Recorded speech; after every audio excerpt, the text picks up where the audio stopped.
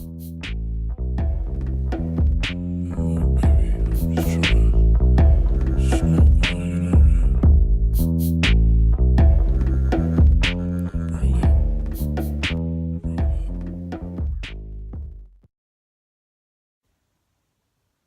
YouTube, it's LaRonda, Curvy Girl Sleeve, and I'm here with another update.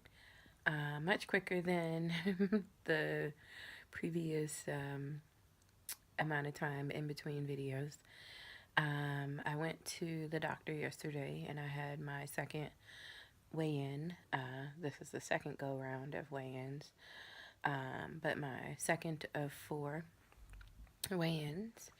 And I lost 11 pounds since the first weigh-in with my doctor. And so that means I'm off to a good start in preparation for losing for approval for VSG surgery. And I am on the path to meeting my goal of losing 40 pounds by February. I know it's going to kind of ebb and flow a little bit and change here and there, but I'm happy to be able to say I'm down 11 pounds. And it hasn't been as difficult as I would have thought it would be. I haven't really increased my exercise by much at all. Maybe a little bit in the previous months. I definitely have been more active, but from November to December, I'm not any more active than I was at the beginning of November. But I have definitely changed my eating habits quite a bit and am much more careful about the times that I'm eating. And I think that's making a big difference. So I think that I'm going to continue on that path, and hopefully the weight will continue to come off. And if this is any indicator for what will happen after surgery, I'm really excited. So next steps for me, I have a month until my next weigh-in to the date. And so the key will be to make it through the holidays because there are a lot of parties coming up, a lot of drinking and eating. So we'll see how that goes. And I'm just going to try and stick as much to my schedule for eating as possible. And I think that because I'm eating so much earlier and I'm not doing any late night snacking, that is what's really making the difference. So I'm gonna try to continue doing that. Also, I don't think I really clarified in the previous video what happened with the nutritionist. So I know I said that she recorded my weight incorrectly, and she recorded it as a gain. I had done 4 visits with her to do the supervised weight loss visits, or weigh-ins rather. And so I did those, and each time I was either, well, actually, the first time, I think you'll recall from my previous videos that I gained a few pounds, but it was it was either during or really close to my cycle. And so I knew that a lot of that was due in part to the fact that I was about to get my period.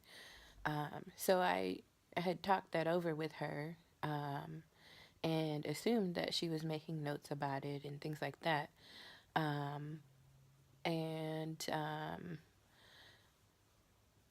Fast forward to the final few weigh-ins with her. Um, she recorded my weight um, as 329 pounds, I believe it was. And I had the conversation that we had was that my weight hadn't changed since my initial weigh-in um, um, during the last weigh-in. But when they called me and told me I was denied, that was when they told me that she recorded it at 329, um, which is uh, a pound or two more than what I actually weighed in at for my initial weigh-in with her. So because of that, 2 pounds or 1 to 2 pounds, the insurance company denied me and said I had to do 4 more months of weigh-ins. So, needless to say, I was really not pleased with that, and the fact that she didn't accurately record things. But at the same time, I think I said this in the last video, I just kind of took it as a sign, and that, I just needed more time and to kind of go with the flow. Um, but I do not like that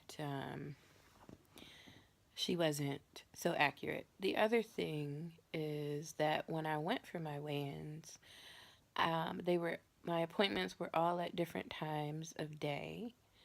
And I think that for anybody who's going through this process, that there are some things to keep in mind when scheduling appointments and um, preparing, especially if you've been given a specific amount of weight to lose. Um, and even though I haven't been given a specific amount, I know that I have to lose something because of how strict the insurance company is being. Um, so, my advice, first and foremost, is to try and schedule your appointments as much in advance as possible. So if you know you have to do 4 or 6 visits or however many visits to see if you can get on the calendar for the nutritionist or for your doctor, whomever is doing your supervision, and try to schedule them at the same time of day as your initial weigh-in. We all know that when we weigh in the morning, um, we generally weigh a lot less than we do in the evening, just because we haven't eaten, we've come from a period of rest, and we haven't, had things that have sodium in it to retain water. Weather can be a factor. All of those things, stress levels, work, all of it makes a difference. And so I think that if you can schedule your weigh-ins at the same time, so if your initial weigh-in was in the morning, you should be weighing in for your subsequent weigh-ins in the morning, and vice versa. If you weighed in the evening or afternoon, then your weigh-in should be at that time. Also, try to schedule according to, for ladies, if you are going to have your cycle somewhere near the time of your initial weigh-in, you may want to reconsider and move that date so that it is well before or well after your cycle, to account for possible weight gain due to bloating and things like that. I know for me, it can be as much as a 5 pound difference, if not more, between weigh ins when I'm close to my cycle versus when I'm not. So try to take that into account, and even if your initial weigh-in is around your cycle, then maybe you can try, especially if you're able to keep a calendar of your um, expected periods, then try to schedule your appointments around that so that you're not weighing in at that time. Also, um, make sure that you are reviewing the notes that your doctor or the nutritionist is taking um, during your appointments so that one, you see what they're writing, and two, so that you know that you're on the same page. My surgeon's office actually provided a form for my general practitioner to fill out, which charts my progress. It charts goals for the period of time in between the current weigh in and the next weigh in. And it covers which visit it was, the date, all of the necessary information that they will need at the surgeon's office to submit for insurance. So just make sure that you are keeping track of what is being recorded about you. I kind of took that for granted and got someone who didn't do it accurately. So, again, even if it's that you request to see the notes taken prior to them submitting for approval, if it's that you record your weigh ins with the doctor, with their permission, of course, or whatever it is that you decide to do to document the process so that you have the accurate information and don't leave it to chance, or expect that the people that you're working with are going to be responsible and accurate. Though they should be, I have learned the hard way that that may not always be the case. And finally, um, just as you would, um, in preparing for, um, other appointments, because you're going to have a weigh in, you may want to schedule your cheat meals or cheat days away from your weigh ins. That's kind of obvious, but I know that I made sure to drink a lot of water and keep low sodium foods out of my diet the day before the weigh in, just because I didn't want to retain any water.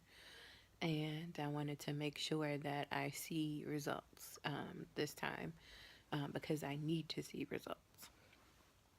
So I think those are the main things that I would suggest. And again, I can't stress enough the importance of making sure that accurate information is being detailed and accounted for in your records. So I think that's it for now. I'm not sure when I'll record again, but if I have any updates, I'll most certainly um, be sure to come back and update you guys. And in the meantime, don't forget to like, comment, and subscribe if you haven't already. And I will see you soon. Bye.